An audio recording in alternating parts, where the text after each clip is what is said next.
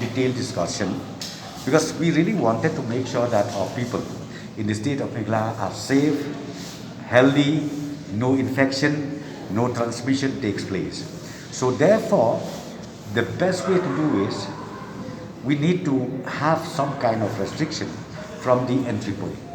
So why we decided that RT-PCR test is required from the entry point, irrespective of whether vaccinated or not vaccinated, because people coming from those red or hot places like Delhi or Mumbai or few more places which is the infection rate is very high.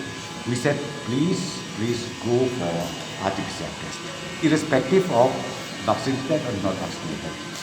This is purely done on the basis to make sure that our people are fully safe. Because see, if we don't do that, then we don't know. Because see, it's not necessarily that because you already vaccinated, you did not get any infection. But infection is still there. You get infection.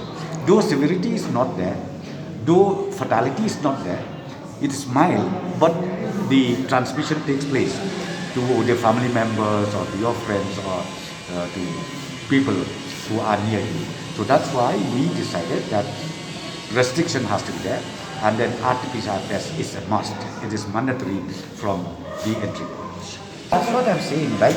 See why we put the restriction in place. The restriction is be it tourist, be it the residents of the state of Meghalaya, you need to complete this process. And the process is RT-PCR test is a must, mandatory. And then if you are negative, then you can do your normal duties at home or wherever you are. Right now, that's what I'm telling you. This is including tourists. Whoever comes into our state, they need to go for RT-PCR test. Be it tourists, be it permanent residents, or be it employees from different central organizations, they need to go for RT-PCR test. Actually, it's only one thing. You need to go for RT-PCR test, or you need to produce your RT-PCR test in the entry point within 72 hours. Otherwise, that again we will not accept people coming in.